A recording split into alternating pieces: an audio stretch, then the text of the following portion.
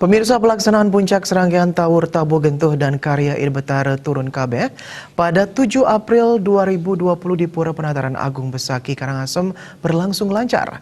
Meski di tengah wabah COVID-19, puncak Karya Id Besaki ini dipuput 13 sulinggi. Berdasarkan pantauan, keramaian yang hendak tampil untuk melakukan persembahyangan sudah mulai datang sejak pagi hari.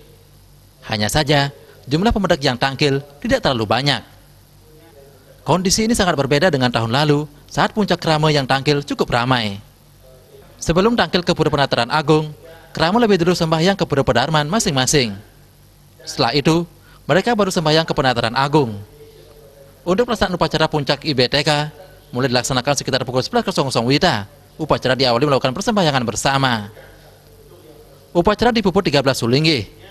Ketua Panitia, Juru Mangku Widiarde mengatakan, dalam puncak karya dilaksanakan upacara Muspayang Ide Betara Turun Kabeh dan Muspayang Ide Betara Turun ke Peselang. Upacara pemuspaan dilaksanakan sampai pukul 12.30 WITA. Widiarde menambahkan, keramaian tampil untuk melakukan persembahyangan memang jumlahnya tidak terlalu banyak. Kondisi saat ini jauh berbeda dengan karya tahun lalu. Kendati jumlah terbatas, hal itu tidak mengurangi makna dari pelaksanaan karya. Pelaksanaan upacara tetap berjalan dengan lancar. Ia menegaskan, keramaian yang hendak tampil melakukan persembahyangan selama berlangsungnya karya sampai 14 April kembali diimbau untuk membatasi jumlah. Rombongan yang tampil jumlahnya dibatasi yakni hanya 25 orang.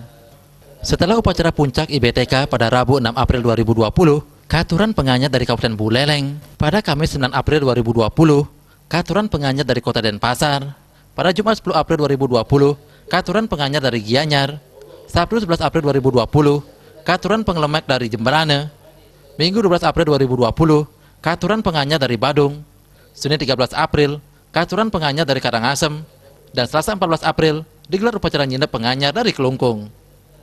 Eka Prananda, Bali Pos.